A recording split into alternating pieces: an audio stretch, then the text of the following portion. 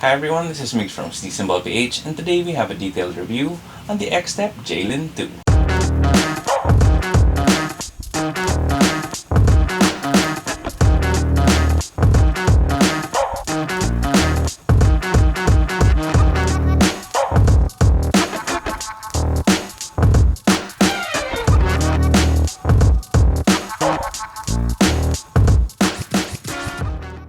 Before we get started, if you do like the video, please make sure to leave a thumbs up down below. Then if you have any comments, questions, or any suggestions for future videos, please feel free to leave them in the comment section down below as well. Then I'll also be leaving a link to the SNBPH Sneaker Hunters Facebook group in the description box, and I do hope you can join us over there because that is a place where we talk about sneakers and basketball quite a bit. And it's also where we have the SNBPH Steel Cabinet, where I, as well as our other members, put up some of their shoes that they no longer use for bidding at way below market value. Then if you haven't already yet, please do make sure to sub to the channel because it really does help us out quite a lot. Then with that being said, we do have the review of the Xtep JLIN2. The Xtep JLIN2 is a shoe that might not be on everyone's radar, but I definitely think it deserves a lot of consideration because this does seem like it'll be a hell of a shoe. For those who don't know, Xtep is a Chinese brand and they did kind of specialize in more walking or lifestyle running shoes, but they have transitioned over to making basketball shoes, with Jeremy Lin being their biggest signature athlete. Jeremy Lin definitely had and still has a pretty insane career story, because for one, he did go to Harvard for college and he played basketball there, but I mean, it is Harvard, it's not really one of these bigger basketball programs, but he did indeed make it to the NBA, albeit being undrafted, but he did play for the Warriors for a short time, then he went to the D-League, and in one magical turn of events, he was signed by the New York Knicks, and we all remember how Linsanity happened and kind of took the world by storm, and that's when pretty much the legend of Jeremy Lin began. He was really cooking a lot of people in his first few games, and he seemed like he was well on his way to a very promising NBA career, but in the end, I guess he really wasn't able to live up to that first month, and probably it was also just overhyped because it was the Knicks. But he did end up bouncing from team to team after his stint with the Knicks. I mean, he did have time with the Rockets, the Lakers, and I think he even played for the Raptors or the Hawks or other teams here and there. But he never really was able to kind of rekindle that magic. So after he bounced around a couple of teams here and there, he actually went back to the CBA and he ended up having really good season averages and willing his team to the playoffs. And though most of us in the rest of the world, and especially in the US, will pretty much just remember Jeremy Lin for Linsanity, he definitely made a long and lasting impression on China, and he's definitely such a fan favorite over there. This is why I definitely think that Xtep, being a little bit newer to the basketball shoe game, made the right move to have Jeremy Lin as their first signature basketball athlete, because in the end they are a Chinese brand, and Jeremy Lin is basically a Chinese basketball icon. And the last thing before we get into the nitty gritty of the shoe, I do thank Xtep for sending these over, and if you want to get these anywhere in the world, there is a link in the description box, and there is also actually a discount code, so just put SNB10 right before you check out. So once again, thanks to Xtep for sending over the JLIN2, and they definitely seem like they had a lot of faith in this, because I did tell them that I was going to be as objective as possible, and they still did send them over, so let's see what we got. So for the tech specs, starting off with the traction, you do have a fully translucent outsole with a mixture of embossed and debossed X's. The X's that you see on the traction pattern are actually just the X of the Xtep branding, and it's definitely pretty cool how they were able to incorporate the branding into the traction. I also think it was a pretty good move because the X is a pretty multi-directional shape, and you have some portions where it's kind of debossed into the rubber, and those are on the high wear areas here at the heel and the forefoot. Then I did try these out on my wood floors, and these just stuck to the floor like glue. It's just such a tacky and sticky rubber that I was kind of surprised. It's kind of like if you added pattern to the traction of the Reebok Question, because the Reebok Question's rubber actually felt similar to this, and those just really gripped really well and had a really strong bite. Of course, there is one downside if you have a super sticky translucent traction, and that would be just that it collects a little bit of dust, so we'll just have to wait and see because I will be testing these out on court. But what I can say is that it bites the floor really hard, and it also feels pretty durable, and that's really something that a lot of Chinese brands do well, is make shoes that have a lot of grip and that are suitable for outdoor use as well. Then moving on to the midsole, you do have a full-length EVA carrier and a full-length foam as well that you can kind of see more on the medial side, which is what they call their Xtep Boom. This Xtep boom cushion actually feels super soft, like just in hand. And when you look at it up close and when you really like observe it, it kind of has this sort of boost sort of consistency. But I do think they formulated it a little differently to make it more bouncy. Then like I said, I did try these out here at home as soon as I got them and started jumping around. And this Xtep boom cushion is actually one of the bounciest foam cushion setups that I've ever felt. Kind of feels like a bouncier boost or like a more responsive like flash foam from Anta. And it's just nice and comfortable underfoot, has a good plushness to it, but also not super mushy to the point that you feel like you lag because it is pretty responsive and bouncy. It also is a guard shoe, so even if you see that foam and it looks pretty thick, you actually sit pretty low. So you are pretty stable and secure, but you do have a lot of responsiveness and bounce back with some nice and smooth underfoot comfort. Then moving on to the materials, this is where there were some parts where I really liked them,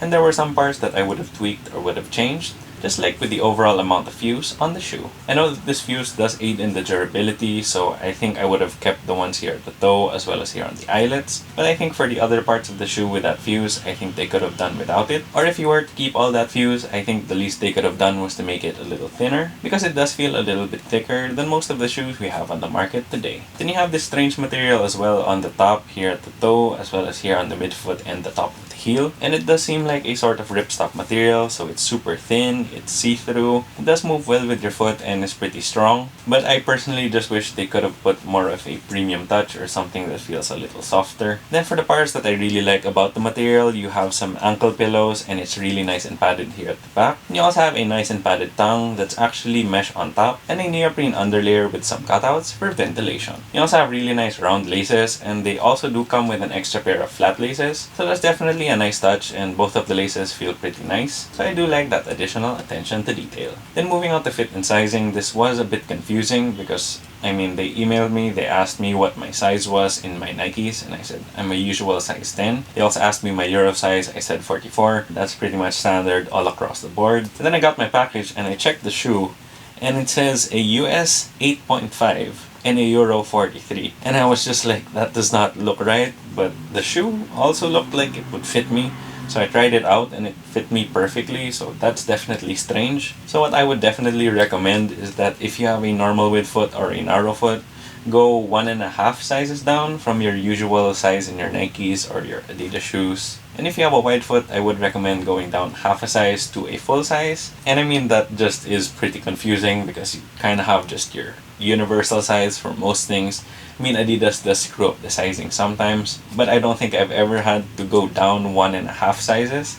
So this would be a first. Then moving on to the aesthetic details, this is overall a pretty clean white and blue shoe, and there are definitely a few nice aesthetic details littered around the shoe. So starting off with the outsole, you have this nice blue translucent rubber, and like I said, you do have that letter X traction pattern. But interestingly enough, if you look really hard, you can see that they're not all X's, and you actually have the number 7 kind of littered here and there throughout the traction pattern. Then underneath that, you can see their torsional support, which is this X-shaped carbon fiber. And it's pretty surprising that it's legit carbon fiber, and it peeks out here at the medial side and it looks really nice. And then here at the back, you do have your external heel clip where you have your Lin branding as well as your Xtep branding here on the lateral side. Then moving on to the lateral side of the midsole, you do have that EVA foam with some blue and bright yellow splatter.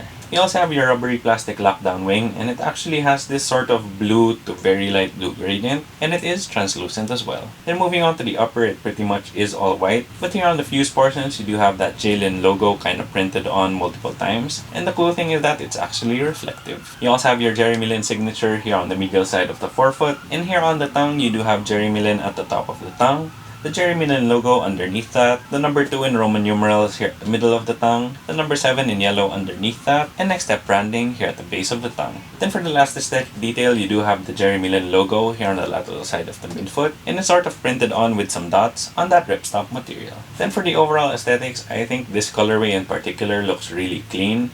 And I like how the icy blue just sort of pops because it's not only on the outsole, but also on that lockdown wing. I also am obviously like a sucker for splatter paint, so I like how there was some on the lateral side. And I also like that touch of having those Lin logos on the fuse be reflective. I also really like that carbon fiber because, like I said, it's legit and it just has that really premium look and feel. However, the aesthetics on the shoe aren't perfect, like this tongue is a little bit excessive with the branding. You also have the Lin logo here on the midfoot, and I just don't think it matches with the whole thing, but I'm also not really sure if I would have just like removed it completely or if I would have just implemented it a little bit differently. Overall, I do think the shoe is pretty nice looking, and they also have some really nice colorways that I've seen on their site. There is a purple one that looks absolutely sick, and if you are a fan of black, I think they have this sort of black upper with a beige midsole sort of colorway, and that definitely looks pretty nice as well. Of course, I do think it has more of a basketball shoe aesthetic, so